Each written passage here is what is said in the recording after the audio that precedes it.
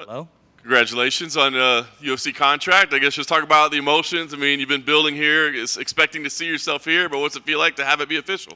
I mean, it's a dream come true, but I mean, I won't be satisfied until I get that UFC gold.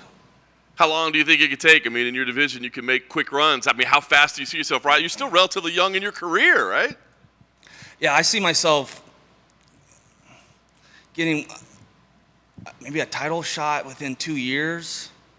There's just, I mean, how many guys are on the roster? There's like 15 heavyweights now, so a few wins put me to the top. Yeah, no doubt. Talk about your performance tonight. Dominant, as Dana White said. How did you feel about your performance in there this evening? Yeah, I felt good. He was able to defend some of the wrestling in the beginning, but I just know how I train, and it doesn't matter if you defend 5, 6, 7 shots. I'm going to shoot 100 times. You know, that's the mentality.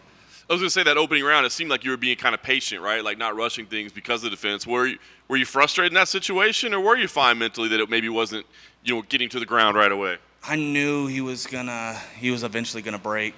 I was even telling my coaches in between round, after that first round, I knew he couldn't keep up that pace, and you guys saw that first shot in the second round. He just basically broke, gave up. I kind of thought you were going to have the fight finished when you were in mount. It looked like you were done there, but you actually kind of stepped out of mount, circled around. Like, was that a conscious decision? Did you not feel you had the finish, or did you feel like you wanted style points, or what was going on there? Yeah, I mean, as a wrestler, I think you like that side, the side control, half guard a little bit more because it feels like a Turk in wrestling. You feel like you got a little bit more control compared to a mount, especially when the guy has a little bit more energy. He could just buck you off, and so I know I could give off good damage, in that half guard. So, I mean, he wasn't going anywhere. Nice. Obviously, it's up to the UFC, but I mean, if it was up to you, how fast do you make your debut? How fast do you turn this thing around? Is there a date, a location, anything that makes sense to you? Man, I'm ready to fight next week. I mean, you gave that Russian guy 6 days notice, and is a Russian better than an American? That's how I look at it. So I'm ready to go 5 days notice, so I'm ready to fight next week, and then the week after that, and then the week after that, until I got 52 fights in 1 year. That's one fight a week. Nice. Last thing for me, for a lot of people, I think tonight was their first exposure to you, the first time they've had a chance to see you, and I think they're probably trying to figure out what to make of your mic work and the Incredible Hulk. So what would you tell people that are tuning in for the first time and saying, who the hell is this guy? Yeah, I mean, a lot of people, they want to eat at the table, but they bring nothing to the table, and so I'm here to bring something to the table, and I'm not going to complain of I see all these heavyweights getting cut. I'm sure it's a conscious effort for them. They probably don't get like the numbers that the UFC's throwing at them. But I mean, they bring nothing to the table. A lot of them are just overweight, fat guys.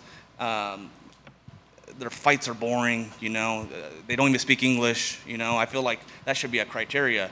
You speak English, then you could be in the UFC. That's just how I would run it. Josh, congratulations. To your left. We spoke after your LFA fight here in Vegas back in March. I asked you about an opponent inside the promotion you'd like to face one day, and you mentioned Jalton Almeida, another athletic heavyweight. Is that still an opponent you have in mind one day down the road? Yeah, I feel like we'll meet eventually. I mean, my next opponent, I want it to be Alvin Hines. He's been running from me in the regional scene, but I got him right where I want him now. And he does not belong in the UFC, so I should get him first.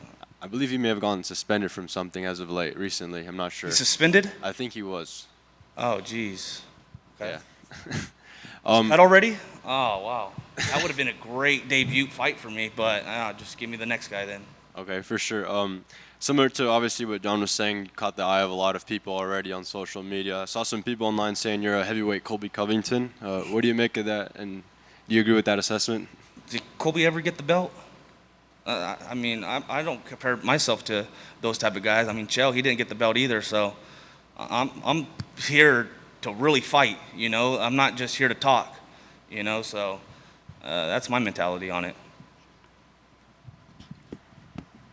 Josh? Is it possible for you to cut down to light heavyweight?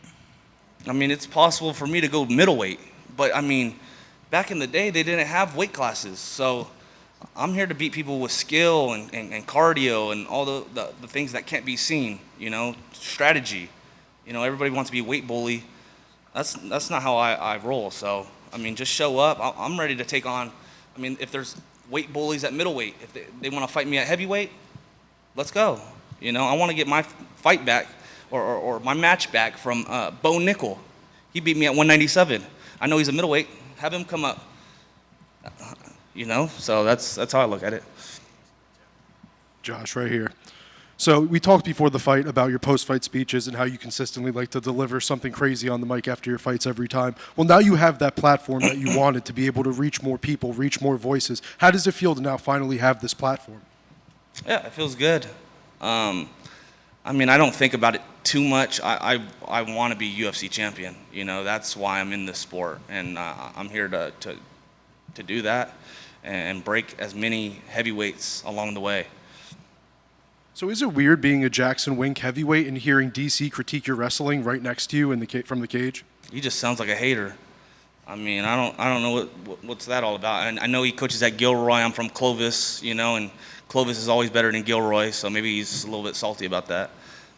So we talked before this fight about Martin Budai a little bit, his cut from the UFC, and how you thought he was maybe a bit more boring, and you want to take out these boring heavyweights. Are those kind of the guys you feel like you're going to go after? You're going to try to rid the UFC of its boring heavyweights before you make your way to the title? Exactly.